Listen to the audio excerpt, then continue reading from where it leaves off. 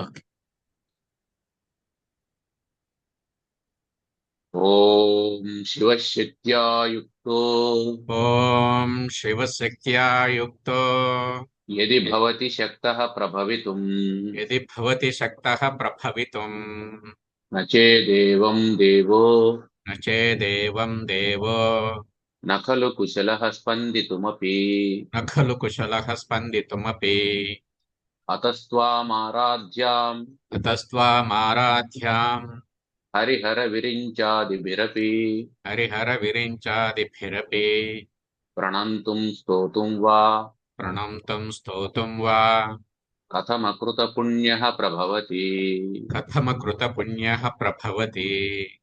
ఓం సర్వవేదాంత సిద్ధాంత గోచరం ఓం సర్వవేదాంత సిద్ధాంత గోచరం తమగోచరం తమగోచరం గోవిందం పరమానందం గోవిందం పరమానందం సద్గురుం ప్రణతోస్మ్యహం.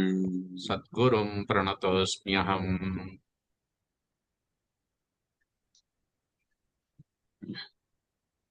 మనం ఇది వరకు అతస్మిన్ తద్బుద్ధి, అది కాని దాని యందు అది అనేటువంటి భావన అనే దాని గురించి చెప్పుకుంటూ, మామూలుగా రజ్జువునందు సర్పభ్రాంతి కలగడం కాదు, సర్పమునందు రజ్జు భ్రాంతి కలిగితే ఏమిటి అనేది కూడా విచారం చేశాం. దానివల్ల ఏమవుతుంది, దీనివల్ల ఏమవుతుంది అని. రజ్జువునందు సర్పభ్రాంతి కలిగితే ప్రమాదం ఏమీ లేదు, కానీ సర్పమునందు రజ్జు భ్రాంతి కలిగితే ప్రమాదం అని అనుకున్నాం. కాబట్టి ఇదంతా ఎందుకు కలుగుతుంది? ఈ రెండు భ్రాంతులకు అజ్ఞానమే కారణం. అంటే రజ్జువునందు సర్పం అయినా, సర్పమునందు రజ్జు అయినా, ఏది రెండు నిష్ప్రయోజనమే, దేనివల్లనూ ప్రయోజనం లేదు. ప్రమాదమా కాదనేది అది పక్కన పెట్టేస్తే, దీంట్లో ఏది ప్రయోజనవంతమైంది అంటే రెండు నిష్ప్రయోజనమైనటువంటివి, దేనివల్లనూ ప్రయోజనం లేదు. కాబట్టి ఈ రెండు నిష్ప్రయోజనమైనటువంటి విషయాలు ఎందుకు జరుగుతున్నాయంటే అజ్ఞానం వల్ల జరుగుతుంది. ఈ అజ్ఞానం అనేది ఎలా పోతా ఉంది?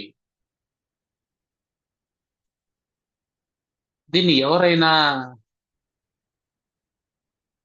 నరికి ఎత్తి పక్కన వేస్తాండారా, లేదా బకెట్లతో తోడి పక్కన పోస్తా ఉండారా అనేది మనం జాగ్రత్తగా ఆలోచన చేసినప్పుడు, నిజానికి అజ్ఞానం అనేది లేనిది. అసలు అజ్ఞానం అనేదే లేదు. నువ్వు లేని దాన్ని ఉన్నట్టు ఊహించుకోవడమే అజ్ఞానం. అసత్తుకు సత్తును ఆపాదించడము అజ్ఞానము. పామే లేదు, నువ్వు పాము ఉందనుకున్నావు. ఇప్పుడు పాము ఎట్లా పోయింది? లేని పాము ఎట్లా పోతుంది? ఎవరో లైట్ వేసినారు, తాడు కనిపించింది, అప్పుడు పాము పోయింది అనుకున్నాం. అసలు పాము వచ్చుంటే కదా పోవడానికి. అస్సలు రానటువంటి, అస్సలు లేనటువంటి పామును ఉన్నట్టు ఊహించుకునేటువంటిది ఏది? దీనికి కారణం ఏది అంటే నీ మనస్సే కదా కారణం. కాబట్టి అజ్ఞానం ఎక్కడ పుడుతుందంటే మనసులో పుడుతుంది. కాబట్టి ట్రీట్మెంట్ దేనికి ఇవ్వాలంటే మనసుకి ఇవ్వాలి. అందువల్ల అజ్ఞానం ఒకటే దీనికి కారణం. దేనికి కారణం? ఈ మొత్తం భ్రాంతికి అంతా కారణం అజ్ఞానం ఒకటే. ఈ అజ్ఞానం వల్లనే దుఃఖం అంతా కలుగుతూ ఉంది. అందుకని ఏం చెప్తున్నాడంటే, నువ్వు ఎప్పుడైనా సరే జ్ఞానాన్ని స్వీకరించు, అజ్ఞానాన్ని స్వీకరించద్దు. అజ్ఞానం నీకు బంధానికి కారణం అవుతుంది, అదే దుఃఖానికి కారణం అవుతుంది. అజ్ఞానం లేకుండా కేవలం జ్ఞానాన్ని మాత్రమే నువ్వు స్వీకరించినావంటే అది నీకు ఆనందాన్ని ఇస్తుంది అని చెప్పి అన్నాడు. మరి ఈ అజ్ఞానం ఏర్పడడానికి కారణం ఏంటి? ఏదో కారణం లేకుండా అజ్ఞానం పుట్టదు. అజ్ఞానం పుట్టింది అంటే అది కార్యం. ఆ కార్యానికి ఒక కారణం ఉండాలి. ఇప్పుడు పాము అజ్ఞానం. పాము పుట్టింది. పాము పుట్టింది అంటే దానికి కారణం ఏమిటి? ఒకటి, ఆ తాడును చీకటి ఆవరించి ఉంది. చీకటి ఆవరించి ఉంది. ఇది ఒక కారణం. ఇక రెండోది ఏమిటి? నీ మనస్సు ఉన్నదాన్ని ఉన్నట్టు గ్రహించకుండా ఒక వస్తువు ఉంది, దాన్ని ఐడెంటిఫై చేయాల. ఇది పెన్ను, దీన్ని ఐడెంటిఫై చేయాల. ఐడెంటిఫై చేయాలంటే ఏం చేస్తుంది మనసు? ఇది ఇంతకు ముందు దీన్ని ఫోటో తీసి ఉంటుంది, ఆ ఫోటోలన్నీ ఆల్బంలో ఉంటాయి. ఇప్పుడు దీన్ని చూడగానే ఏం చేస్తుంది?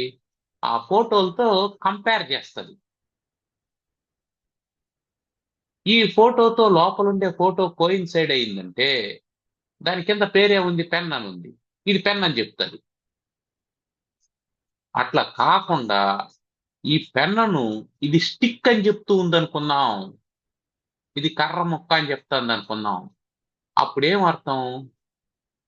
దానికి విక్షేపం కలిగింది అని అర్థం. కాబట్టి మనసు యొక్క విక్షేపం వస్తువు మీద ఉండేటువంటి ఆవరణం. వస్తువు మీద ఉండేటువంటి ఆవరణం అంటే అక్కడ తాటి మీద ఏం ఆవరణం ఉంది? చీకటి ఆవరణంగా ఉంది, కవరింగ్. రెండోది మనసు యొక్క విక్షేపం. అది ఉన్నటువంటి దాని మీద ఉండాల్సింది కాకుండా, అంటే దేన్ని గుర్తించాలని దాన్ని కాకుండా దాని జ్ఞాపకాల పొరల్లో, దాని వాసనల్లో ఎక్కడో ఉండేటువంటి వేరే విషయాన్ని స్వీకరిస్తూ ఉంది. కాబట్టి ఈ కార్యానికి రెండు కారణాలు కనిపిస్తుంటాయి మనకు. ఏమిటవి? ఆవరణము, విక్షేపం. ఈ ఆవరణము విక్షేపం అనేవి కూడా శక్తులే. శక్తి అంటే ఒక మనిషిని, ఒక పెద్ద మనిషిని, ఇంత చదువుకున్నటువంటి వాడిని ఒక తాడును చూసి పాము అనుకొని భ్రమించి అరిసి గోల చేసేటట్టు చేయగలిగిందంటే దానికి శక్తి ఉందా లేదా? ఉంది. నిన్ను భయపెట్టేంత శక్తి ఉంది దానికి. కాబట్టి ఆవరణం ఒక శక్తి, విక్షేపం ఒక శక్తి. ఈ ఆవరణ శక్తిని, విక్షేప శక్తిని గురించి మనం తెలుసుకుంటే, వాటిని తీసేస్తే అప్పుడు మనకు పదార్థం యొక్క యథార్థ జ్ఞానం కలుగుతుంది.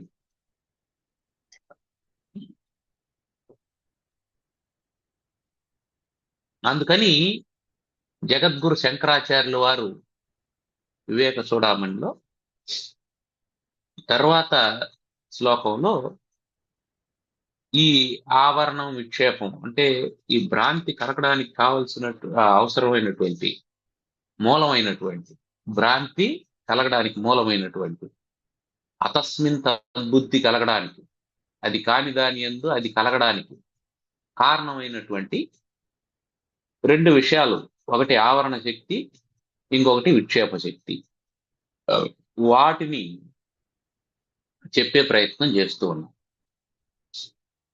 అఖండ నిత్యాద్వయ అఖండ నిత్యాద్వయ బోధశక్త్యా బోధశక్త్యా స్ఫురంతమాత్ స్ఫురంతమాత్మానమనంత వైభవం. స్ఫురంతమాత్మానమనంత వైభవం. స్ఫురంతమాత్మానమనంత వైభవం.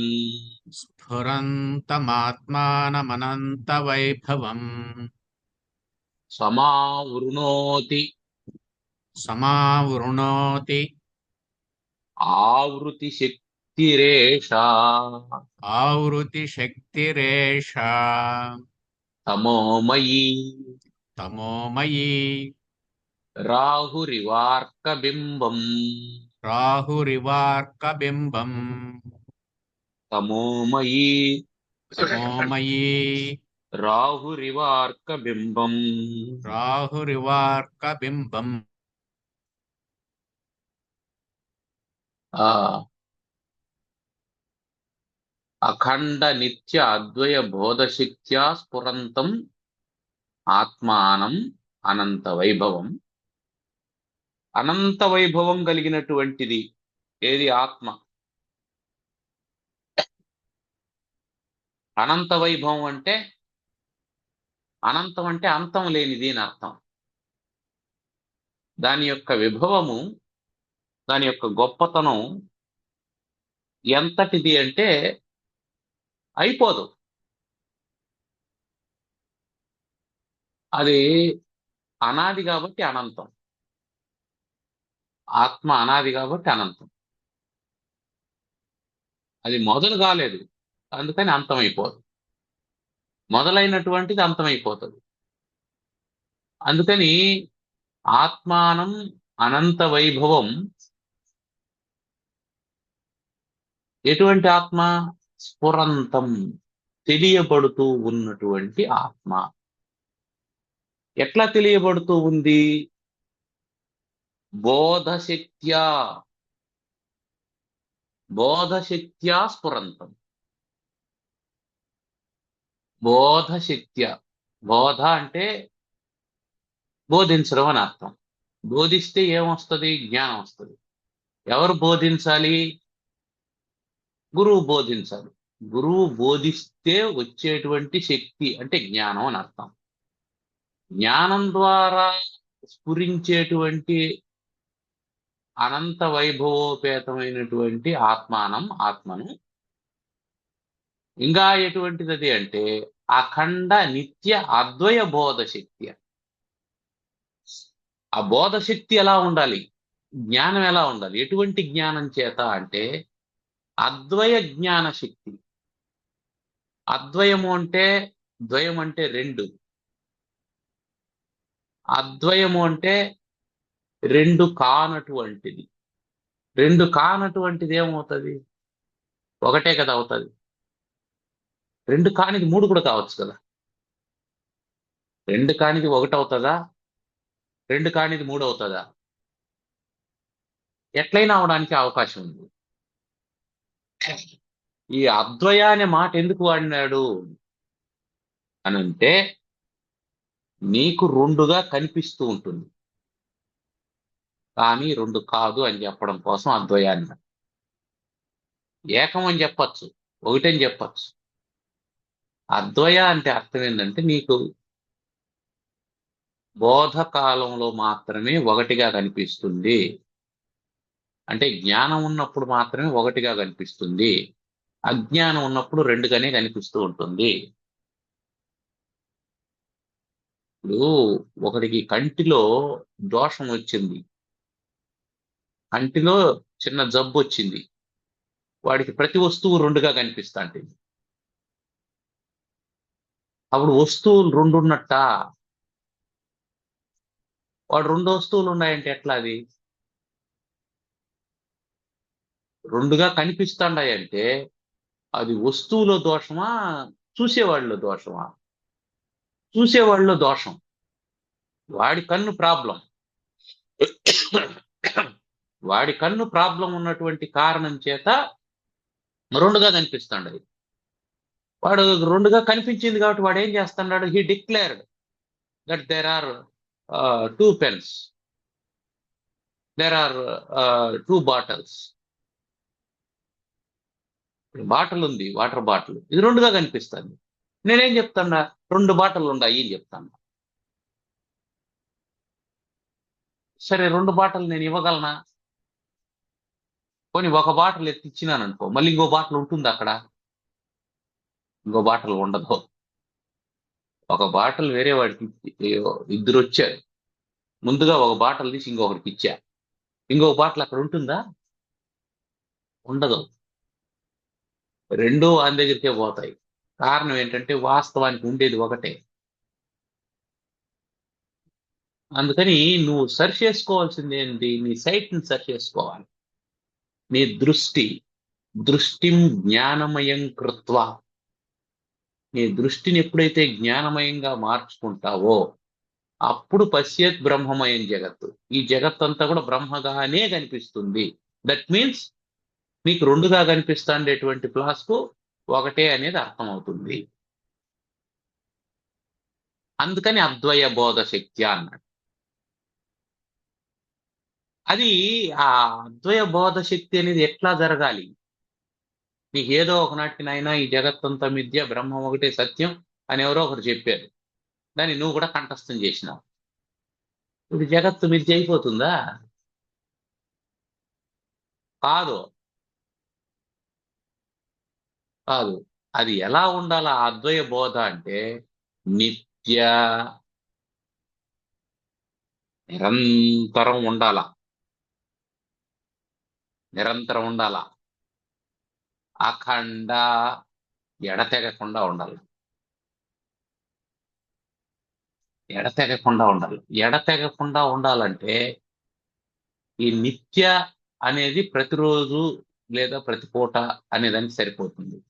అఖండ అనేదానికి ప్రతిరోజు ప్రతి పూట సరిపోదు. ఇక్కడ అఖండ నిత్య రెండెందుకు చెప్పాడంటే నిత్య అనేది బోధ చేసేవాడి గురించి, అఖండ అనేది సాధన చేసేవాడి గురించి. బోధించేవాడు ఏం చేయాలా? నిత్యం బోధించాలా. సాధన చేసేవాడు ఏం చేయాలా? దాన్ని అఖండంగా సాధన చేస్తూ ఉన్నాడు. అప్పుడు అది అఖండ నిత్య అద్వయ బోధ శక్తి అవుతుంది. వాడు రోజు బోధిస్తా ఉన్నాడు అనుకో, వీడి బుర్రలోకి రాలేదు అది, వీడు సాధన చేయడం లేదు, వీడు నిధిధ్యాసనం చేయలేదు. అప్పుడేమవుతుంది? అది నిష్ప్రయోజనం అవుతుంది. శవానికి సెంటు కొట్టినట్టు అవుతుంది. శవానికి సెంటు కొడతంటే ఏమవుతుంది? పైన వాసన వస్తూ ఉంటుంది, లోపల కుళ్ళిపోతా ఉంటుంది. అట్లా కాకుండా శవానికి సెంటు కొట్టినట్టు కాకుండా చెట్టుకు నీళ్లు పోసినట్టు ఉండాల బోధ ఎప్పుడు. చెట్టుకు నీళ్లు పోస్తే ఏమవుతుంది? నువ్వు పై నుంచి నీళ్లు పోస్తావు, లోపల నుంచి అది పీల్చుకుంటా ఉంటుంది. పై నుంచి పోస్తా అంటావు, లోపల నుంచి పీల్చుకుంటా ఉంటుంది. అప్పుడు దాంట్లో వృద్ధి కలుగుతుంది, జీవశక్తి వస్తుంది.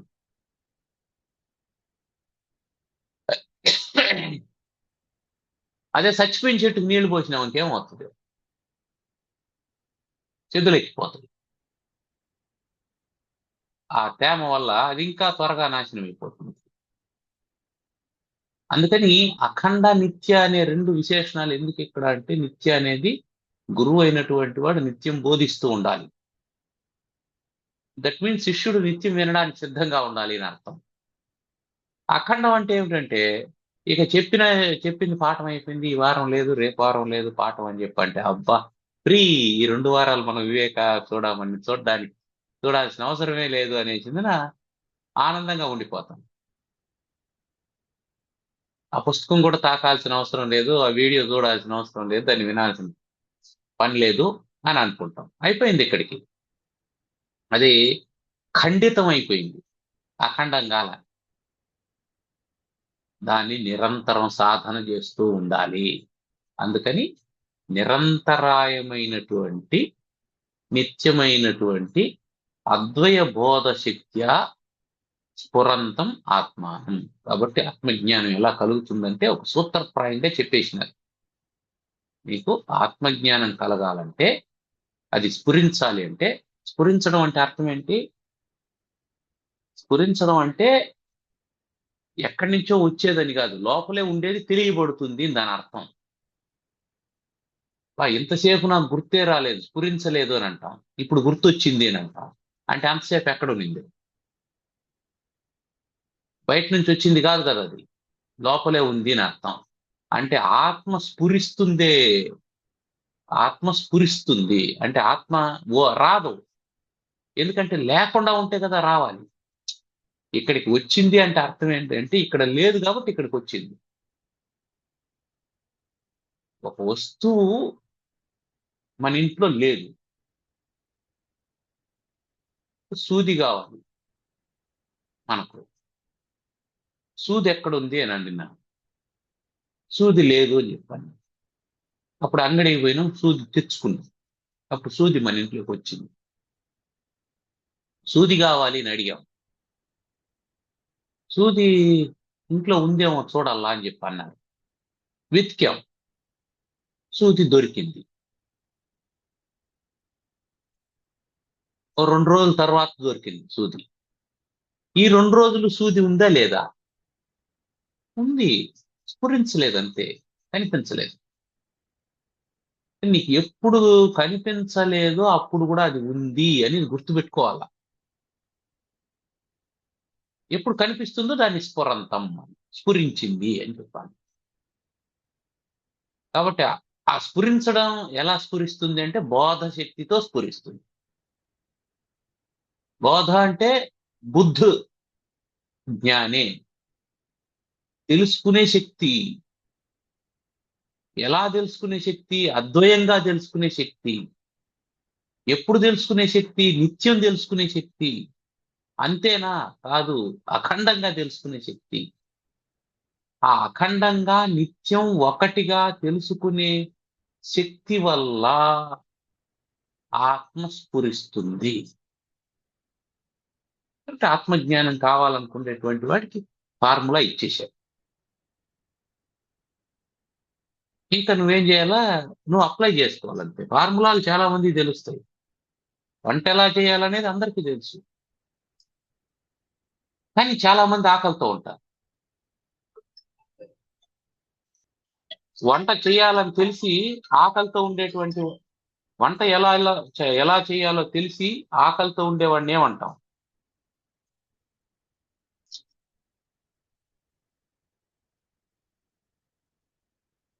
వంట ఎలా చేయాలో తెలిసి ఆకలితో ఉండేవాడిని ఏమంటాం? ఆచారహీనుడు అంటాం. ఆచరించడం లేదు, అతను ప్రాక్టీస్ లేదు. అది అందులో ఉండేటువంటి విశేషం. అటువంటి ఆత్మానం. ఆత్మ ఎలాంటిది? అనంత వైభవోపేతమైనటువంటిది. ఆత్మను సమావృణోతి ఆవృతి శక్తి రేషా. ఏషా ఆవృతి శక్తి. ఆవృతి అంటే ఆవరించినటువంటి శక్తి. ఆత్మశక్తి కాబట్టి ఆవృతిని కూడా శక్తి అన్నారు. అది సమావృణోతి. సమావృణోతి అంటే పూర్తిగా ఆవరించేయడం. ఏషా ఆవృతి శక్తి. ఈ ఆవృతి శక్తి, ఏ ఆవృతి శక్తి? మనం చెప్పుకున్నాం ఇది వరకు. అయ్యా, భ్రాంతి అనేది 2 రకాలుగా కనిపిస్తుంది. లేని దాన్ని ఉన్నట్టు చూపించేటువంటిది తమో గుణం వల్ల కలుగుతుంది. రజోగుణం వల్ల ఒకటి కలుగుతుంది.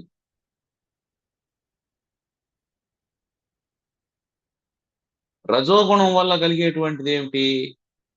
తాడును పాము అనుకునేటువంటి విక్షేప శక్తి. తమో గుణం వల్ల కలిగేది ఏమిటి?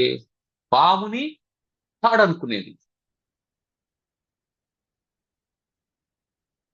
ఇది తమో గుణం వల్ల కలుగుతుంది. కాబట్టి ఇక్కడ ఏం చెప్తున్నాడు? ఏషా ఆవృతి శక్తి. ఈ ఆవరణ శక్తి తమోగుణం వల్ల వచ్చినటువంటిది. ఏషా, ఈ తమోగుణ సంబంధమైనటువంటి ఆవరణ శక్తి. ఆవరణ శక్తి వ్యక్తిలోని తమోగుణం వల్ల కలుగుతుంది. విక్షేప శక్తి రజోగుణం వల్ల కలుగుతుంది అనేది మనం గుర్తుపెట్టుకోవాలి. కాబట్టి తమోమయి ఆవృతి శక్తి రేష, తమోమయమైనటువంటి ఆవృతి శక్తి. ఇక్కడ తమోమయి అంటే తమోగుణ ప్రధానమైనటువంటిది అని అర్థం. ఇది వ్యక్తి లోపల తీసుకున్నప్పుడు, బయట తీసుకున్నప్పుడు చీకటి చీకటి అని అర్థం. చీకటి అంటే అజ్ఞానం, తెలియబడదు.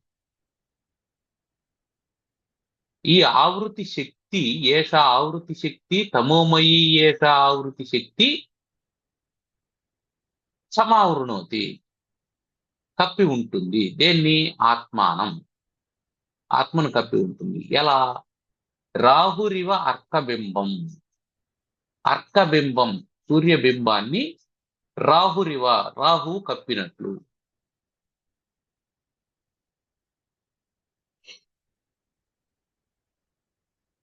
రాహుగ్రస్తమైనటువంటి సూర్యబింబం ఎలాగైతే కప్పబడి ఉంటుందో అలాగే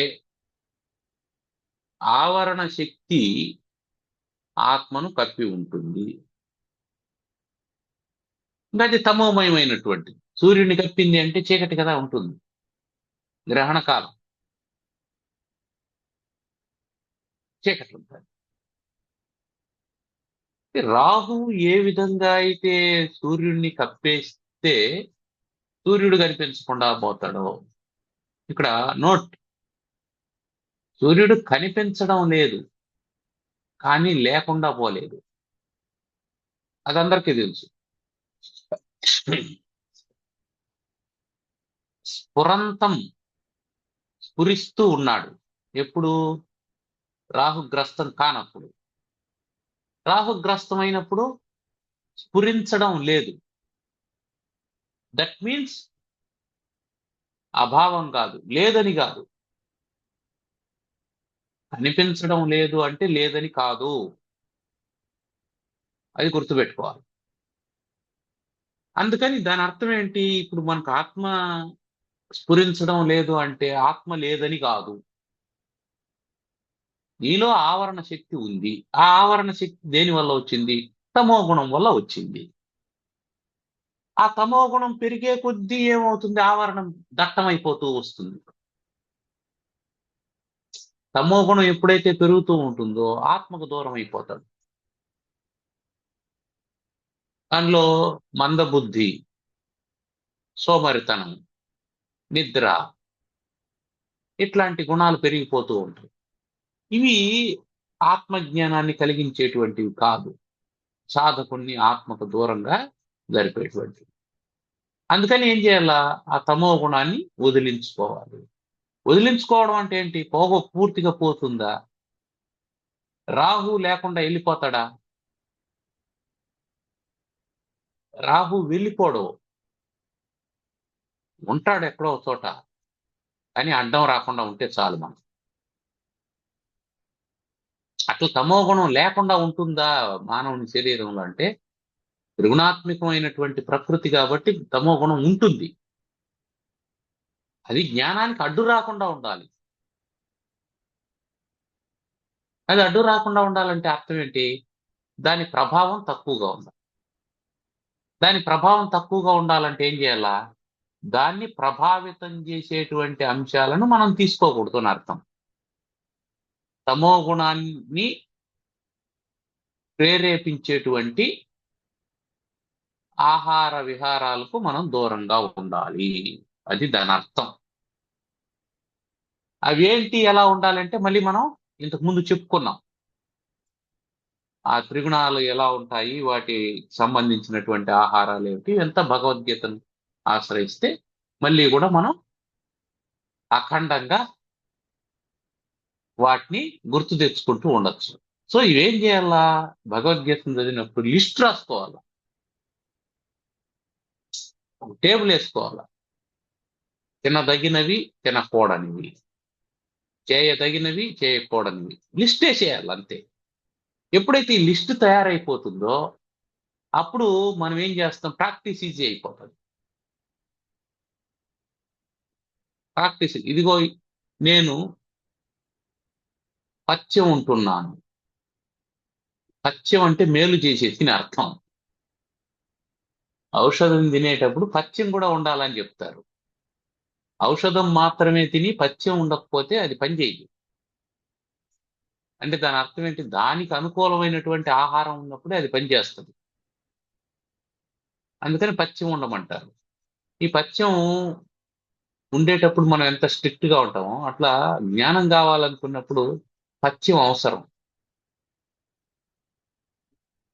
అందుకని ఈ తమోమయమైనటువంటి ఆహారాన్ని పక్కకు తీసేయాలి. తమోమయమైనటువంటి విహారాలను పక్కకు తీసేయాలి. తమోమయమైనటువంటి కార్యక్రమాలను పక్కకు పెట్టేయాలి. అప్పుడు ఏమవుతుంది? తమో గుణం యొక్క ఉద్దీపన తగ్గిపోతుంది.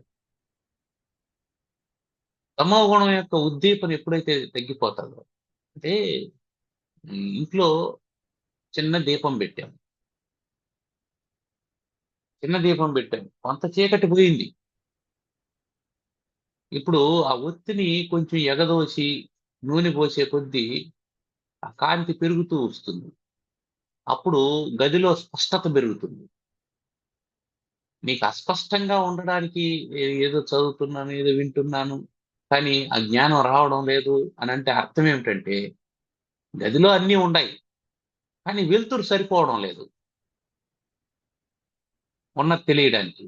అందుకని ఏం చేయాలా? ఇంకొంచెం ఒత్తిని ఎగదోసి ఆ మంటను పెంచే కొద్దీ ఏమవుతుంది? గదిలో స్పష్టత బాగా వస్తుంది. అందుకని తమో గుణాన్ని తగ్గించడం అంటే చీకటిని తగ్గించడం. తగ్గించాలంటే ఏం చేయాలా? ఆ చీకటిని ధ్వంసం చేసేటువంటి వెలుతురును పెంపొందించాలి. అది సాధనకు సంబంధించినటువంటి అంశం ఇందులో. అందుకని అఖండ నిత్యాద్వయ బోధ శక్త్యాస్ఫురంతం ఆత్మానం అనంత వైభవం ఆత్మానం ఏష ఆవృతి శక్తి తమోమయీ ఆవృతి శక్తి అర్కబింబం రాహురివ సమావృణోతి. ఆవృతి శక్తి, ఆవరణ శక్తి, సూర్యుడిని ఏ విధంగా అయితే రాహువు కట్టుకుంటాడో ఆ విధంగా తమోగుణ స్వరూపమైనటువంటి ఆవరణ శక్తి ఆత్మను కప్పి ఉంటుంది. ఆత్మను కప్పి ఉంటుంది అని చెప్పండి. తర్వాత శ్లోకం.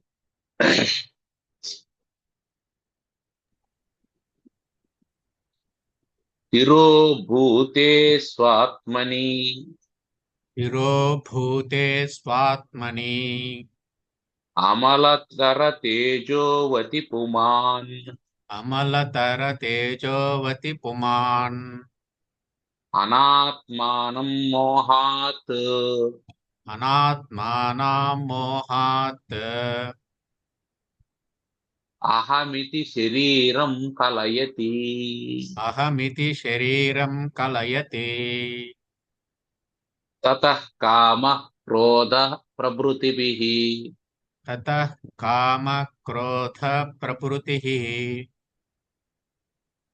తతః కామ క్రోధ ప్రభృతిభిః తతః కామ క్రోధ ప్రకృతిభిః అముం బంధన గుణైః అముం బంధన గుణైః పరం విక్షేపాఖ్య పరం విక్షేపాఖ్య రజస ఉరు శక్తిర్వ్యథయతి. రజస ఉరు శక్తిర్వ్యథయతి. పరం విక్షేపాఖ్య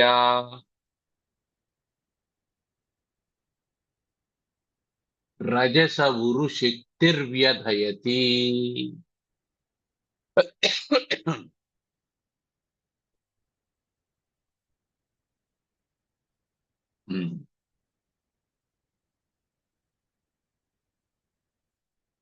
అమలతర తేజోవతి స్వాత్మని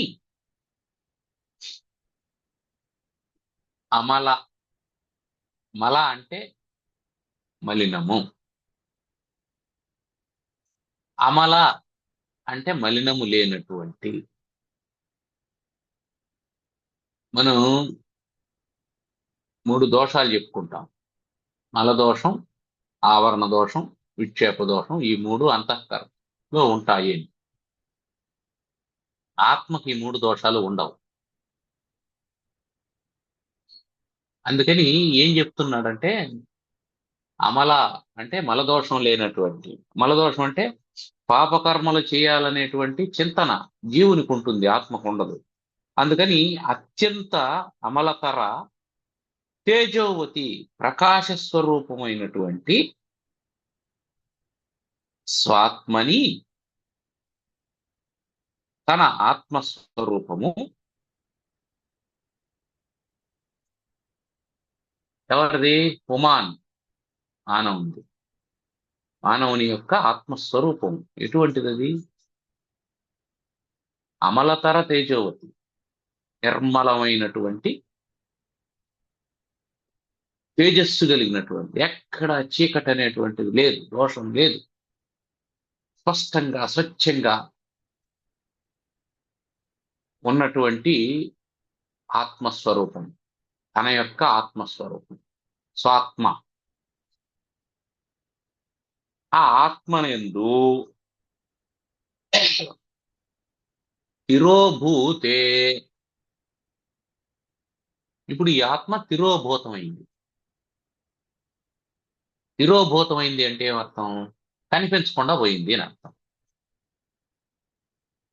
ఎందువల్ల కనిపించకుండా పోయింది? ఆవృతి శక్తి సమావృణోతి. తమోమయీ ఆవృతి శక్తి సమావృణోతి.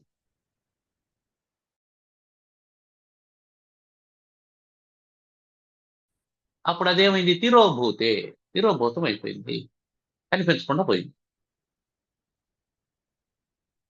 ఎవరిదది? నీదే, సాధకుందే, పుమాన్. మానవుని యొక్క అమలతర తేజోవతి స్వాత్మని తిరోభూతే, నిర్మలమైనటువంటి తేజోమయమైనటువంటి ఆత్మ, నిర్మలమైనటువంటి తేజోమయమైనటువంటిది అంటే సచ్చిదానందమైన ఆత్మ అని అర్థం. సచ్చిదానంద స్వరూపమైన ఆత్మ అది తిరోభూతే, తిరోభూతమైంది. ఎందుకు తిరోభూతమైంది? ఆవరణ శక్తి వల్ల, అంటే కనిపించకుండా పోయింది. ఆవరణ శక్తి వల్ల కనిపించకుండా పోయింది. ఇప్పుడు ఏమవుతుంది? ఎప్పుడైతే ఆవరణ శక్తి వల్ల కనిపించకుండా పోయిందో అప్పుడు అనాత్మానం శరీరం మోహాదహమితి కలయతి. ఎప్పుడైతే తాడు కనిపించకుండా పోయిందో, తాడు కానటువంటి పామును పాము అని అనుకుంటాడు, పాము కానటువంటి తాడును పాము అనుకుంటాడు, అంతే కదా? ఎప్పుడైతే ఆత్మ కనిపించకుండా పోయిందో తిరోభూతే, అప్పుడు ఆత్మని దేన్ని అనుకుంటాడు? ఆత్మ కాని దాన్ని ఆత్మ అనుకోవాలి, అంతే కదా? కాబట్టి ఆత్మ కానిదేముంది? శరీరం. అనాత్మానం శరీరం, అనాత్మ అయినటువంటి శరీరమును మోహాత్, మోహము చేత, అజ్ఞానం చేత, అజ్ఞానం చేత, అజ్ఞానం అంటే ఆవృత శక్తి, ఆవరణ శక్తి, అజ్ఞానం. ఆవరణం చేత, అజ్ఞానం వల్ల, అది తెలియకుండా పోవడం వల్ల. ఏది తెలియకుండా పోయింది?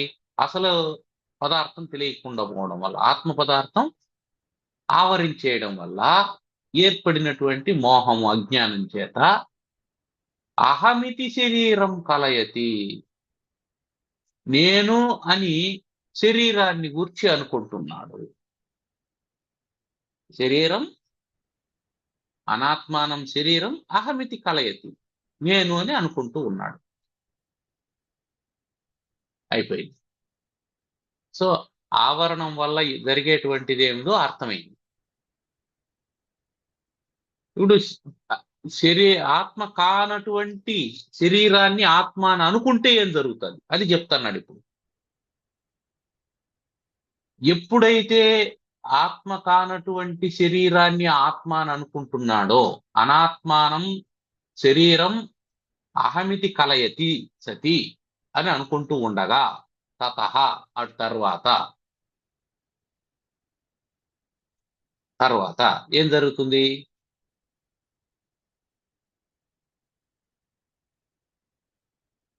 అముం అముం దీన్ని ఆత్మానం, స్వాత్మానం, దీన్ని కామక్రోధ ప్రభృతిభి బంధన గుణై,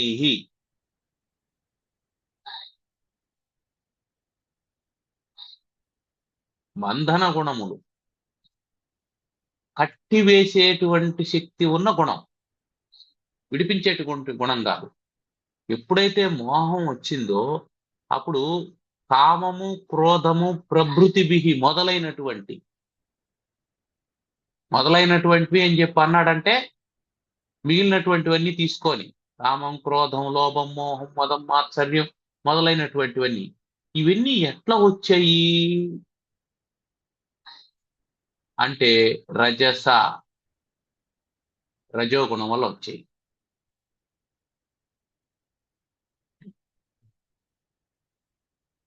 తమో గుణాలు ఇవన్నీ లేవు.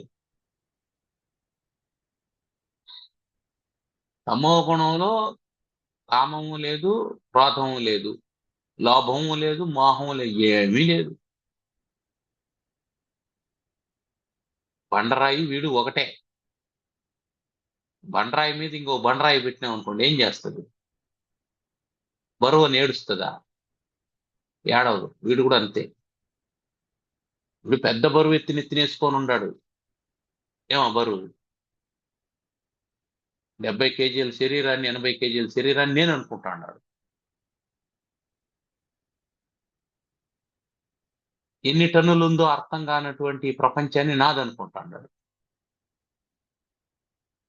ఎంత బరువు మోస్తూ ఉండేటువంటి బండరాయి వీడు, తమో గుణం. దీంట్లో రజోగుణం ఎప్పుడైతే కొంచెం అట్లా ఇట్లా కదిలిందో అప్పుడు దాంట్లో విక్షేపాఖ్య ఉరుశక్తి,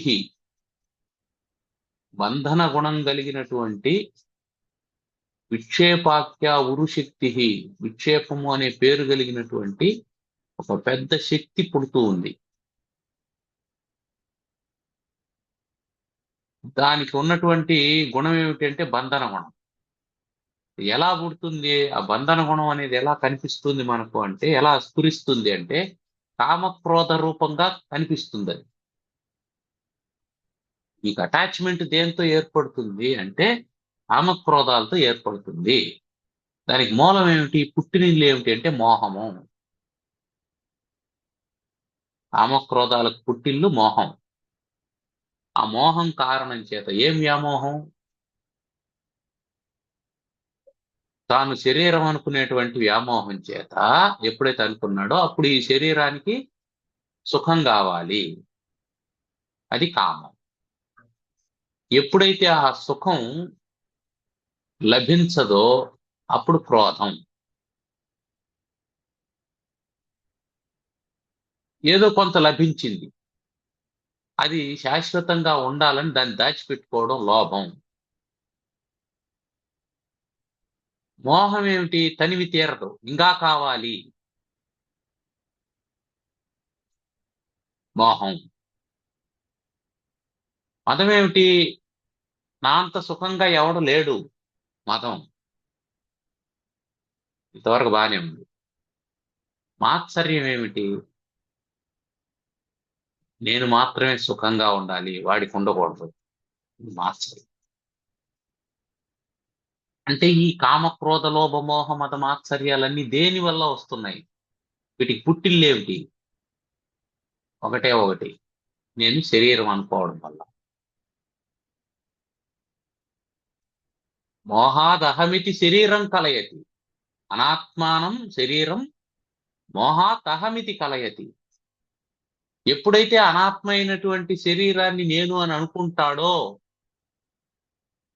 దెన్ స్టార్ట్స్ ఇవన్నీ మొదలవుతాయి. కాబట్టి వీటి సింపుల్ ఈక్వేషన్ ఏమిటి? కోపం పోవాలి, కామం పోవాలి అంటే నువ్వు ఆత్మని తెలుసుకోవడం ఎంత ఇంకేలేదు. ఇది తెలుసుకున్నావంటే శరీరం పట్ల ఉదాసీనత ఏర్పడుతుంది. అది చెప్తున్నా. కాబట్టి ఈ కామక్రోధ ప్రభృతిభి అముం, ఈ ఆత్మను బంధన గుణై, బంధించేటువంటి తాళ్ళు ఇవి. ఎట్లాంటివి? తెగిపోయేటువంటివి కాదు. ఉరుశక్తి, బలమైనటువంటి శక్తి కలిగినటువంటి. ఎట్లా వచ్చింది ఆ ఉరుశక్తి? రజోగుణం వల్ల వచ్చింది. ఆ శక్తికి ఏం పేరు పెడుతున్నాడు? విక్షేపాఖ్యాశక్తి.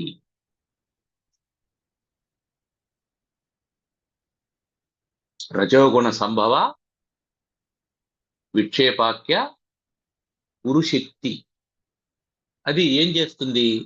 పరం వ్యదయతి, మిక్కిలి దుఃఖ పెడుతుంది. కాబట్టి మానవుని యొక్క దుఃఖానికి పరం వ్యదయతి, మామూలు వ్యదయతిగా తీవ్రమైన దుఃఖానికి లోన్ చేస్తాడు. కంటిన్యూస్ దుఃఖం, నిరంతరమైనటువంటి దుఃఖానికి లోన్ చేస్తాడు. ఎప్పుడు ప్రశాంతంగా ఉండడం. నిద్రలేసినప్పటి నుంచి పడుకునేటప్పుడు కూడా ప్రశాంతంగా పడుకోవడం. ఎక్కలేస్తూనే ఉంటాడు, చూస్తూనే ఉంటాడు. ఎలా వస్తుందా, ఎట్లా వస్తుంది, ఏదో చేస్తూనే ఉంటాడు. పరం వ్యధయతి, నిరంతరం నిత్యం బాధ పెడుతూనే ఉంటుంది. ఏది? విక్షేపాఖ్య, విక్షేప శక్తి. అది నేరుగా బాధ పెడుతుందా? అది ఎలా బాధ పెడుతుంది అంటే నిన్ను బంధించి బాధ పెడుతుంది. తప్పించుకొని వెళ్ళిపోవాలి కదా నువ్వు. వాడు కొట్టడానికి వచ్చాడు, పరిగెత్తి వెళ్ళిపో. అమ్మ పిల్లవాడిని ఏం చేస్తుంది? వాడు ఏదో అల్లరి చేస్తాడు, కొట్టడానికి వస్తుంది. పిల్లవాడు దొరుకుతాడా? కొట్టమ్మ నిలుచుకుంటాడా? ఏం చేస్తాడు? పరిగెత్తి వెళ్ళిపోతాడు. అందుకని వీడికి అలవాటు ఉంది, వీడు పరిగెత్తి వెళ్ళిపోతాడు, మనం వీడిని కొట్టలేము అని ఏం చేసింది అది? ఆ మోహం బంధన గుణై, ముందు కట్టేసింది. మళ్ళీ కొడతాం. కట్టేసి కొడితే ఎంతసేపు అయినా కొట్టచ్చు, కదలకుండా ఉంటాడు. అందుకని బంధన గుణై. ఏమా బంధన గుణాలు? తాళ్ళేంటి? వరిగడ్డితో పేనేరా? అదొక ఇది ఉంది. దొంగని కట్టేసేటప్పుడు మామూలు దారంతో కట్టేయరు. ఏం చేస్తారంటే వరిగడ్డిని ఎంటి వేస్తారు, అంటే పురి తిప్పుతారు. వరిగడ్డిని పురి తిప్పి ఆ పురితో కట్టేస్తారు. ఆ పురితో కట్టేసిన తర్వాత ఏం చేస్తారంటే ఆ వరిగడ్డికి నీళ్లు పోస్తారు. నీళ్లు పోసే కొద్దీ అది టైట్ అవుతుంది. అంటే ఏమవుతుంది? వాడిని గట్టిగా అదిమేస్తుంది. అది గట్టిగా అదిమేస్తుంది. ఆ బాధే భరించలేకుండా ఉంటే మళ్ళీ కొడతారు. అట్లాంటిది ఇది కూడా. ఈ మోహం ఏం చేస్తుందంటే ఈ ఎన్ని పుర్లు? 6 పుర్లు. కామం, క్రోధం, లోభం, మోహం, మదం, మాత్సర్యం అని 6 పుర్లు ఉండేటువంటి తాడు పేరింది. ఒక పురి 2 పుర్లు అయితే తిప్పుకునేస్తాం నేను. 6 పుర్లు వేసింది దానికి. ఎంత గట్టిగా ఉండాలా! అది మామూలు తాడు కాదు, పెద్ద మోకు. రథాన్ని లాగేదానికి వాడతామే ఇంతలావు తాడు, అంతలావు అన్నమాట. అంతలా వేసి కామక్రోధ ప్రభృతిభి బంధన గుణై, ఆ గుణాలతో విక్షేపాఖ్య ఉరుశక్తి, ఎక్కడి నుంచి రజోగుణం నుంచి వచ్చినటువంటి విక్షేపాఖ్య ఉరుశక్తి పరం వ్యధయతి, ఎవరిని? పుమాన్, పరం వ్యధయతి, మిక్కిలి బాధిస్తూ ఉన్నది, దుఃఖ పెడుతూ ఉన్నది. కాబట్టి ఏం చెప్పాడు? మానవుడు ఇవన్నీ చేయడానికి, మొత్తం వ్యవహారం నడవడానికి కామక్రోధాలే కారణం. ఇది మనకు భగవద్గీతలో కూడా ప్రమాణం ఉంది. అర్జునుడు అడుగుతాడు, అనిచ్చన్నివ వార్ష్ణేయ బలాదివ నియోజేసి అని. అంటే నీకు ఇష్టం లేనట్లే ఉంటుంది, కానీ ఎవడో బలవంతంగా చేయిస్తూ ఉంటాడు. ఏమిటా బలము అని అడిగాడు. నీకు ఇష్టం లేదు, వివేక్ చూడమని క్లాస్ విన్నావు, ఇదంతా వద్దు అని అనుకున్నావు, అని చేయకుండా ఉండలేవు. ఇది ఎట్లా? నా ప్రమేయం లేకుండానే కొన్ని జరుగుతున్నాయి, నేను వద్దనుకుంటే కూడా కొన్ని చేయలేకుండా ఆగలేకుండా పోతున్నాను. హౌ టు మేనేజ్, అసలు ఇవి ఎలా పుట్టాయి అని అర్జునుడు అడిగాడు శ్రీకృష్ణ పరమాత్మ. అడిగితే కృష్ణుడు ఏం చెప్పినాడు? కామయేష క్రోధయేష రజోగుణ సముద్భవ అని. ఏష కామ, ఇది కామం. ఏష క్రోధ, అది కోపం. అవి ఎక్కడి నుంచి వచ్చాయి? రజోగుణ సముద్భవం, రజోగుణం నుంచి వచ్చినటువంటివి. దానికి విక్షేప శక్తి అని పెడుతున్నాడు. ఇది టెక్నికల్ టర్మ్. సో మనకు రెండు శక్తుల గురించి చెప్తున్నాడు. ఒకటి ఆవరణ శక్తి, ఇంకోటి విక్షేప శక్తి. ఆవరణం ఏం చేస్తుంది? ముందు ఆత్మను కప్పి పెడతాది. ఎప్పుడైతే ఆవరణం వల్ల ఆత్మజ్ఞానం మరుగుపడిందో వెంటనే ఏమనుకుంటాడు? అనాత్మ అయినటువంటి శరీరం మీద ఆత్మ అని అనుకుంటాడు. అక్కడ ఇంపోజ్ అయింది, అది కాని దాన్ని అది అనుకున్నాడు. సో మొత్తం భ్రాంతికి కారణం ఏమిటి? ముందు శ్లోకంలో చెప్పాడే ఆతస్మిన్ తద్బుద్ధి అని. దానికి పైన అతస్మిన్ తద్బుద్ధి,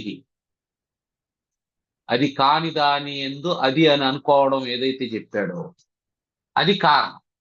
అది కాని దాని ఎందు అది అని దేన్ని అనుకుంటున్నాడు? ఆత్మ కాని శరీరమునందు ఆత్మభావన పొందుతూ ఉన్నాడు. అనాత్మానం శరీరం మోహాత్ అహమితి కలయతి, ఇది విషయం. అతస్మిన్ తద్బుద్ధి, అతస్మిన్ తద్బుద్ధి అన్నప్పుడు ఏమవుతుంది? ప్రభవతి విమూఢస్య తమస వివేక అభావాత్, వివేకం లేనటువంటి కారణం చేత. ఎప్పుడైతే అది కాని దాన్ని అది అని అనుకున్నావో అప్పుడు వివేకం ఉందా లేదా? లేదు, వివేకం లేదు. ఎప్పుడైతే వివేకం యొక్క అభావం ఏర్పడిందో అప్పుడేమైంది? తమస, చీకటి ఏర్పడింది. ఆ చీకటి కారణం చేత భుజగే రజ్జు దిశన స్ఫురతి, పామునందు తాడనేటువంటి భ్రాంతి కలుగుతుంది అన్నాడు. అట్లాగే ఇది కూడా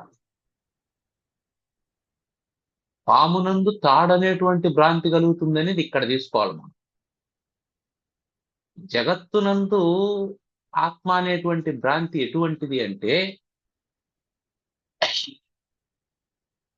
జగత్తునందు ఆత్మ అనేటువంటి భ్రాంతి ఎటువంటిది అనేది ఎటువంటిదంటే, అది పామునందు తాడు అనుకోవడం లాంటిది. ఎందుకు అన్నాం మనం? ఒరే పామునందు తాడు అని అనుకున్నామంటే, ఇప్పుడు తాడు అందు పాము అని అనుకుంటే నీకు ప్రమాదం లేదు. అదే పామును తాడు అనుకున్నావంటే అది ప్రమాదం. జగత్తును ఆత్మ అనుకోవడం ప్రమాదం. అది చెప్తున్నాడు ఇక్కడ. నువ్వు ఆత్మను జగత్తు అనుకుంటే ఏమి ఇబ్బంది లేదు. నువ్వు ఆత్మను జగత్తు అని అనుకున్నావు అనుకో, ఏమవుతుంది? దాన్ని కూడా ఆత్మగానే ప్రేమిస్తావు. Thing wrong. కాకపోతే సత్యం తెలుసుకోవడానికి కొంచెం టైం పడుతుంది, అంతే, అంతకు మించి ఏమీ లేదు. కానీ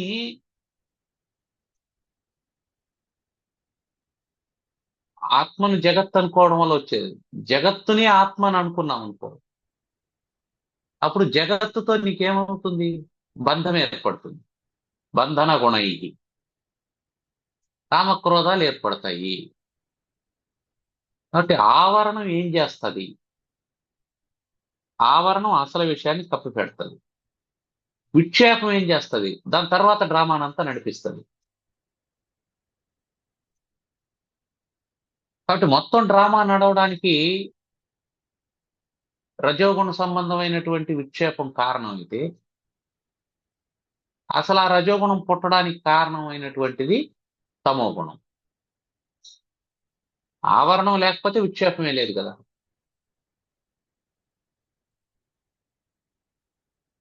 కాబట్టి ఎప్పుడైతే నువ్వు శరీరాన్ని ఆత్మ అని అనుకున్నావో, అనాత్మైనటువంటి శరీరాన్ని ఆత్మ అని అనుకున్నావో, ఆత్మనస్తు కామాయ సర్వం ప్రియం భవతి అని ఉపనిషత్తు చెప్తుంది.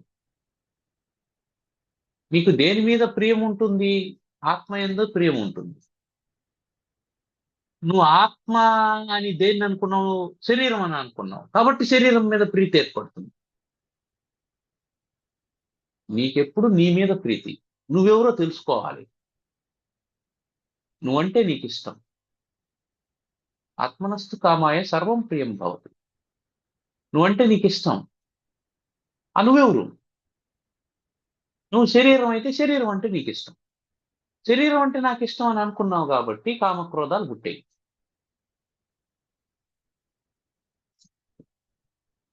అదే శరీరం నేను కాదు, శరీరం కంటే భిన్నమైనటువంటి ఆత్మ నేను అని అనుకున్నప్పుడు, ఆత్మ యందు ప్రీతి కలిగినప్పుడు శరీరం పట్ల ఉదాసీన భావం ఏర్పడుతుంది. ఆ శరీర పోషణార్థం కావలసినటువంటి కామక్రోధాలు అసలు ఉత్పన్నం కావు. అందువల్ల రజోగుణం యొక్క ప్రభావం చేత ఏర్పడేటువంటి విక్షేప శక్తి నశించిపోతుంది.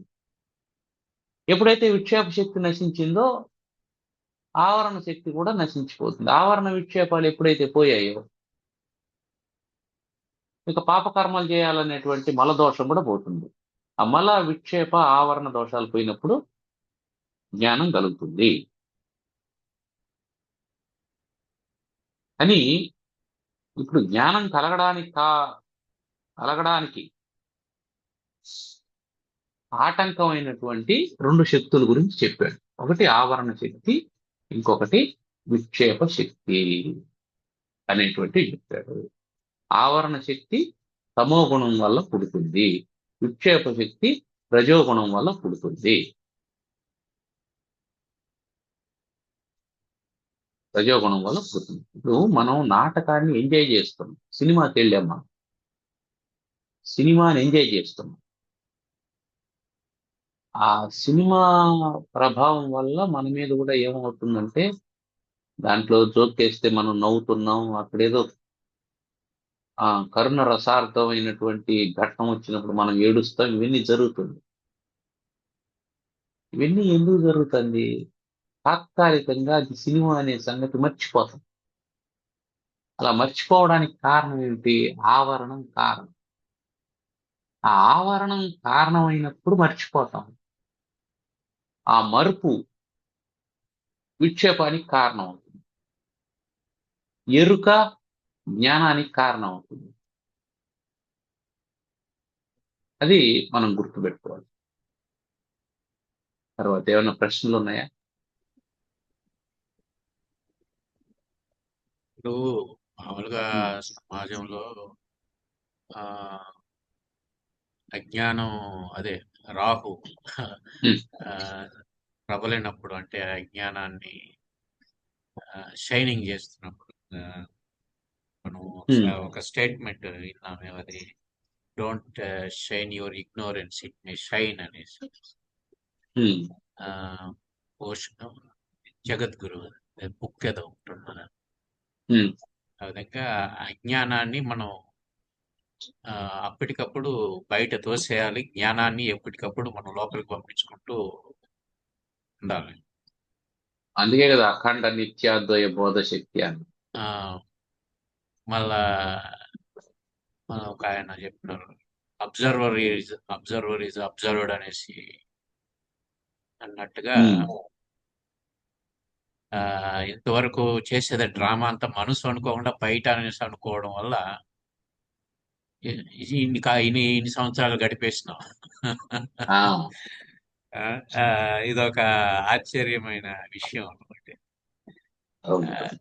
తర్వాత వచ్చి భయపెట్టే శక్తి, విక్షేప శక్తి, రెండు శక్తులు అనుకున్నాం కదా. ఆ శక్తి ఎవరిచ్చినారు, ఎక్కడి నుంచి వస్తా ఉందని. ఆ గుణాల్లో నుంచే వచ్చాయి. ఏ- ఆ- ఏ ఆ- ఇప్పుడు ఎప్పుడు ఆత్మ నుంచి ఒకటే ఉంది. వచ్చిందా శక్తి? అన్ని ఒకే శక్తి. నీ నీ అజ్ఞానం కూడా జ్ఞానమే. ఆ, దాని యొక్క వేర్వేరు పరిణామాలు వేర్వేరుగా కనిపిస్తూ ఉంటాయి. ఇప్పుడు ఆ, 10 కుండల్లో నీళ్లు పోసాం, 10 రంగులు కలిపాం. చంద్రుణ్ణి చూస్తాను. ఆ ఎర్రగా ఉండే చంద్రుడు ఎక్కడి నుంచి వచ్చాడు? ఆ చంద్రుడే అవును. దీంట్లో ఏరిపోయినాడు. ఆ చంద్రుడే దీంట్లో పసుపు అయినాడు, పసుపు చంద్రుడైనాడు. అంటే ఒకే శక్తి ఉంది, దాని యొక్క రిఫ్లెక్షన్ ఈ విధంగా ఉంది. అంటే ఈ విక్షేప కలర్ శక్తి కలర్ కలర్ అనేది శక్తి అనుకున్నాం కదా, ఆ కలర్ ఎక్కడి నుంచి వచ్చినది? అది కూడా శక్తే మళ్ళీ. అది కూడా అదే. అది కూడా అదే. అది కూడా ఆత్మ నుంచే వచ్చింది అది. అది కూడా ఆత్మే. ఆ ఆత్మకు నువ్వు ఏమిటంటే నీ అజ్ఞానం ఎప్పుడైతే కలిగిందో, దేవుని యొక్క అజ్ఞానం ఎప్పుడైతే కలిగిందో, ఇప్పుడు జీవుడు అది కూడా శక్తి. ఆత్మ అనే రెండు రెండు ఉంటాయి. ఎప్పటిదాకా ఉంటాయి అంటే నీకు జ్ఞానం కలిగేంత వరకు ద్వైతమే. జ్ఞానం కలిగినప్పుడు అద్వైతం. అవును. అది గుర్తుపెట్టుకోవాలి. నీ జ్ఞానం కలిగినంత వరకు రెండు ఉంటాయి. రెండు. శరీరం ఉంటుంది, ఈశ్వరుడు ఉంటాడు, పరమాత్మ ఉంటాడు. జ్ఞానం కలిగినప్పుడు శరీరం ఉంటుంది, ఈశ్వరుడు ఉంటాడు, పరమాత్మ ఉంటాడు. జ్ఞానం ఏమిటి అంటే ఈ మూడు ఒకటని తెలుస్తుంది. ఈ త్రిపుటి ఏకం ఉంటుంది అది అది అంతే. కాబట్టి ఇవన్నీ అందులో నుంచి వచ్చినటువంటివే. వేరేది ఉంటే కదా వేరేది రావడానికి. అదే కదా. ఉమ్, మళ్ళా స్మరణ, స్ఫురణ ఏమైనా ఉమ్. తేడాలు ఉన్నాయా? ఆ, స్మరణ అంటే గుర్తు తెచ్చుకోవడం. స్ఫురణ అంటే గుర్తుకు రావడం. నువ్వు బుర్ర బద్దలు కొట్టుకుంటా అంటావు, స్మరించుకుంటూ ఉంటావు, గుర్తు తెచ్చుకుంటూ. అది గుర్తు వస్తే స్ఫురణ, గుర్తు రాకపోతే స్మరణ. లేదా స్మరణ అనేది ఒక మనకు తెలిసినటువంటి విషయాన్ని లేదా దాన్ని పదే పదే మననం చేసుకోవడాన్ని కూడా స్మరణ అంటారు. రామనామ స్మరణ అన్నాం అనుకో, అప్పుడు ఏం చేస్తాం?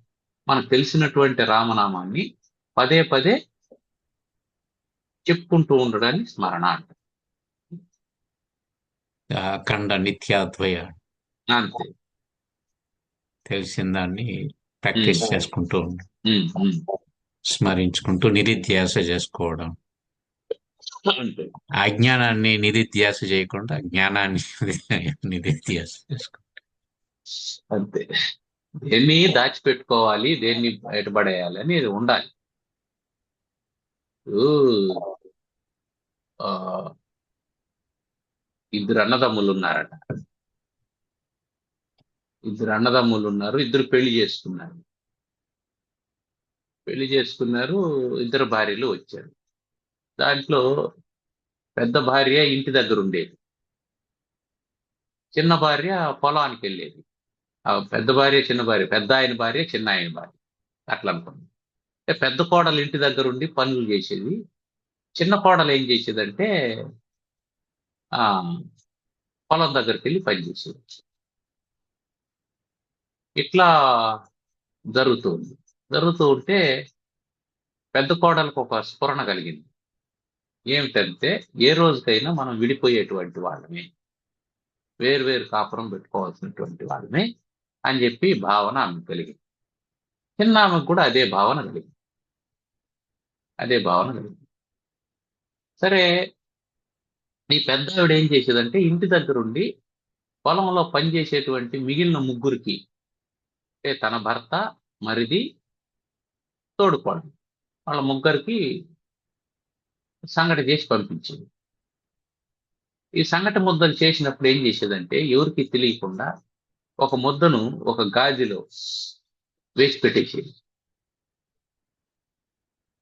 ఒక గాజులో దాచిపెట్టి. సరే, ఒకానొక సమయానికి వేసి మూత పెట్టేసేది. ఇట్లా వేస్తూ వేస్తూ వేస్తూ ఉంటే ఆ గాది నిండిపోయింది. గాది నిండిపోయింది. అప్పుడు ఈ పెద్ద కోడలు గొడవ పెట్టుకుంది. ఆ జీవితం అంతా నేను వండి పెడతా ఉంటే మీరు తింటా ఉంటారా? ఇదంతా వద్దు. ఎవరు బతుకు వాళ్ళు బతుకుదాము, ఎవరి పనులు వాళ్ళు చేసుకుందాం అని గొడవ పెట్టుకుంటే సరే, పెద్ద మనుషులు వచ్చారు. సరేలేమ్మా, దానికి ఏముంది, ఎప్పుడైనా విడిపోవాల్సిందే కదా అన్నదమ్ములు. పొలాలు భాగాలు పెట్టారు. ఇంట్లో భాగానికి భాగాలు పెట్టేదానికి వచ్చినారు. ఒక గాదిలో ధాన్యం ఉంది, ఇంకొక గాదిలో ఈమె వేసినటువంటి సంగటి ముద్దలు ఉంది. ఇప్పుడు అమ్మ, నువ్వు పెద్ద కోడలు కదా, నీకేం కావాలని కోరుకో అంటే సంగటి ముద్దలు వేసినటువంటి గాది కోరుకో. ఎందుకంటే వండే పని లేదు కదా, మనం రోజు ఒకటి ఎత్తుకొని తింటా అంటే సరిపోతుంది అని అనుకున్నాం. సరే, ఆ చిన్నావిడ ఏం చేసింది, తన భాగానికి వచ్చినటువంటి గాదిని తన పోర్షన్లో పెట్టించుకున్నది. దాంట్లో ఏదో కొంత ధాన్యం ఉంది. ఆ ధాన్యంతో ఆ వండుకోవడం మొదలు. భర్త అడిగాడు పెద్ద ఆవిడని, అసలు ఏంటి నీ ఉద్దేశం, ఈ గాదిని ఎందుకు కోరుకున్నావు అంటే, పిచ్చోడా, నేనేం మామూలు దాన్ని అనుకున్నావా, నేను దీంట్లో ప్రతిరోజు ఒక సంగటి ముద్ద వేసాను. ఈ రోజు నుంచి మనం వండాల్సిన పని లేదు, దాంట్లో నుంచి నేరుగా సంగటి ముద్దలు ఎత్తుకొని తింటా ఉంటే సరిపోతుంది.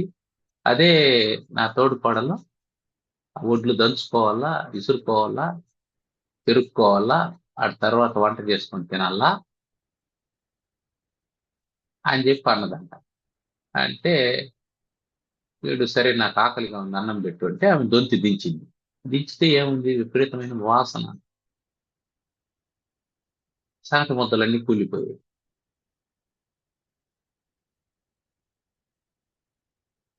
ఇదంతా ఎందుకు చెప్పుకున్నాం, స్ఫురణనా కాదా? దాని తర్వాత ఎందుకు చెప్పింది? అదే అజ్ఞానం. ఆ దేన్ని దాచిపెట్టుకోవాలా అనే దాని గురించి చెప్పిన. ఆ, ఆ, అఖండ నిత్యాద్వయ బోధ శక్తి అన్నప్పుడు ఏది అదే ఏది అజ్ఞానాన్ని నిధిధ్యాసనం అజ్ఞానాన్ని చేయాలి, అదే. ఏది మననం చేసుకోవాలా, దేన్ని అదే దాచుకోవాలా. కాబట్టి వండిన కూడు కదా అనేసి దాచిపెట్టుకున్నాం అంటే అది పాసిపోతుంది. చూడు ఎంత అందువల్ల బాగుంది. ఆ అజ్ఞానాన్ని దోచిపెట్టుకోవద్దు. అది అజ్ఞానాన్ని దాచిపెట్టుకోవడం అంటే ఇదే. అది విషయం. ఇంకా ఇప్పుడు అదే శక్తిని, ఆ ఆత్మ ఆత్మశక్తితోనే అజ్ఞానం మొదలయ్యి, ఆ అజ్ఞానం ఇండిపెండెంట్ అనుకొని ఎవరి మీద ఆధారపడకుండా అనేసి ఆటలాడుతూ ఉంటది ఈ ఆవరణ విక్షేప శక్తి. నేనే ఉమ్, గ్రేట్ అనేసి అనుకున్నా ఉమ్. అని కూడా అనుకొని, ఇప్పుడు నేను అవును. వచ్చిన ఇదేమరంటే అర్ధనారీశ్వర తత్వం అనేది ఆత్మ శక్తి రెండు ఒకటే అనేది చెప్తా ఉంది.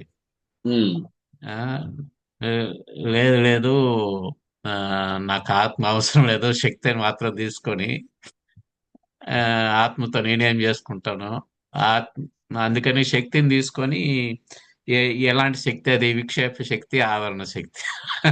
బయట ఉమ్, తీసేస్తాం. ఆత్మ వేరు, ఆ, శక్తి వేరు అనుకోవడం అనేది ఒక ద్వయం అనేది ఉమ్, అక్కడ అర్ధనారీశ్వర తత్వంలో కూడా ఉమ్, బయటపడతా ఉంది. ఉమ్, అది ఉమ్, రెండు కాదురా బాబు, ఒకటే అనేసి ఎంతమంది చెప్పినా కూడా నాకు ఆత్మ వద్దు, శక్తే కావాలి. నేనేం ఉమ్, చేసుకుంటాను? ఆ శక్తి, ఆత్మ ఉలకదు, పలకదు, కదలదు, ఏం చేయదు, నేనేం చేయను ఉమ్, అని శక్తి తీసుకోవడం వల్ల ఆత్మ దూరం అయ్యి ఈ విక్షేప్త శక్తికి, ఆవరణ శక్తికి బలైపోతున్నారు. ఉమ్, ఇప్పుడు అవును. మామూలుగా ఈ దొంగను పట్టేటప్పుడు ఒక కథ చెప్పావు కదా, ఆ, ఉమ్, ఉరితాడు, నీళ్లు పోయడం అదనేది. ఉమ్, ఉమ్, మామూలుగా అది వాడు కదలకుండా అలానే ఉన్నాడు అనుకో, ఉమ్, ప్రస్తుతానికి ఏదో ఉమ్, ఒక దారి దొరుకుతుంది ఎలా తప్పించుకోవాలో ఏమన్నా, అంతవరకన్నా కొంచెం కామ్గా ఉంటే తెలుస్తుంది. ఎట్లో కట్లా అది. ఉమ్, అంటే ఎందుకు ఈ విషయం చెప్పిన అంటే, కృష్ణుడు యశోదని కడతాడు కదా, యశోద కృష్ణుడిని కడుతుంది కదా, ఉమ్, కృష్ణుడు అలా చేశాడేమో అనిపిస్తుంది అనమాట. ఏమి కదలకుండా మెదలకుండా కామ్గా ఉండి ఏదో ఒక ఉపాయం ఆలోచించి బయటపడ్డాడు అనేసి ఉమ్, ఒక అనిపించింది అనమాట. కదిలితే ఎక్కువగా మళ్ళా ఇదేమది, ఆ బురద నీళ్ళలో వేసి బురదలో పడి కదిలితే ఇంకా లోపలికి వెళ్తాం చూడు, అట్లాంటి విషయం. ఉమ్. ఊబి. ఊపి తర్వాత మామూలుగా ఎన్నో జన్మలు అనేది కృష్ణుడికి తెలుసు, కానీ ఉమ్, అర్జునుడికి తెలియదు ఎన్నో జన్మలు ఎత్తినట్టు కదా. ఉమ్, అంటే ఆ, ఈ ప్రారబ్ధం అనేది ఆ ఆత్మ, ఇది రజ్జు సర్పం లాగా అనుకోయమ్మే. ప్రారబ్ధం అంటారు కదా, దీన్ని అటుగా అటు ఇటుగా ఉండడం వలన ప్రారబ్ధం అనే పేరు వచ్చింది. అది శరీరం శరీరం, ఆ, ఆత్మ ఆత్మ అనుకుంటే ప్రారబ్ధం లేదు. ఉమ్, అంటే దాంట్లో జన్మ లేదు. ఉమ్, ఎందుకంటే ఆమ్, ఇక్కడ అంటే కృష్ణుడికి ప్రారబ్ధం లేదు, అర్జునుడికి ప్రారబ్ధం వల్ల ఆ జన్మలు అనేది ఆ, ఆ, ఇక్కడ ఎన్నో జన్మలు ఎత్తినాడంటే శరీరంతో ఉపయోగించినాడు ఇలాంటి పనులు చేయాలనేసి. కానీ అర్జునుడు శరీరమే నేను అనుకోవడం వల్ల అదొక దోషం అనేది బాగా ఉమ్. స్పష్టంగా తెలుస్తుంది అట్లా. సరే, బాగుంది. కంక్లూడ్ చేద్దామా? ఆహా. ఓం సర్వమంగళ మాంగళ్యే శివే సర్వార్థ సాధికే శరణ్యే త్ర్యంబకే గౌరీ నారాయణి నమోస్తుతే. ఓం స్వస్తి ప్రజాభ్యః పరిపాలయంతాం న్యాయేన మార్గేణ మహీం మహీషాః గోబ్రాహ్మణేభ్యः శుభమస్తు నిత్యం. లోకాः సమస్తాः సుఖినో భవంతు. ఓం శాంతి శాంతి శాంతి. పెద్దగా